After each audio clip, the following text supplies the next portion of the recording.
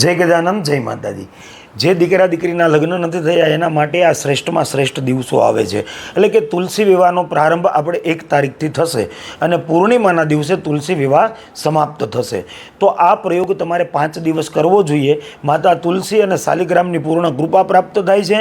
તમારા દાંપત્ય જીવનની અંદર કજ્જો કંકાસ હોય, તમારા દાંપત્ય જીવનની અંદર વધારે પડતો મનભેદ હોય, દાંપત્ય જીવનની અંદર વારંવાર ઝઘડા થતા હોય તો તમારે કાર્તક મહિનાના શુક્લ પક્ષની એકાદશીથી લઈ અને પૂર્ણિમા સુધી તમારે આ પ્રયોગ કરવો જોઈએ।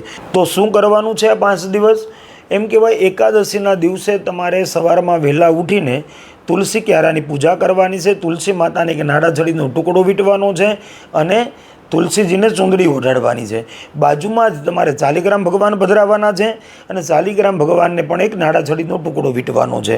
બાજુમાં એક શેરડીનો રાડો મૂકવાનો છે, એને પણ ઓમ નમો ભગવતે વાસુદેવાય આ મંત્ર 3 વખત બોલી એ નાડાછડીના ટુકડાને 3 ગાંઠ મારી અને શેરડીના રાડાને બાંધી દેવાનો છે। રોજે સંધ્યા સમયે તમારે ભગવતી તુલસી માતાની શાલિગ્રામની પૂજા કરવાની છે।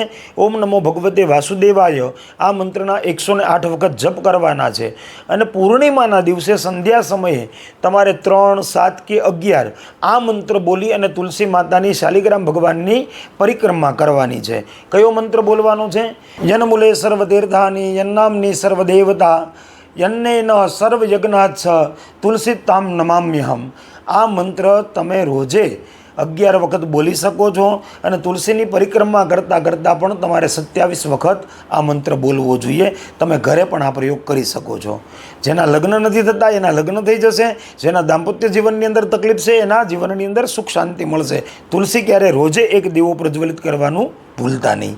જય ગજાનંદ, જય માતાજી।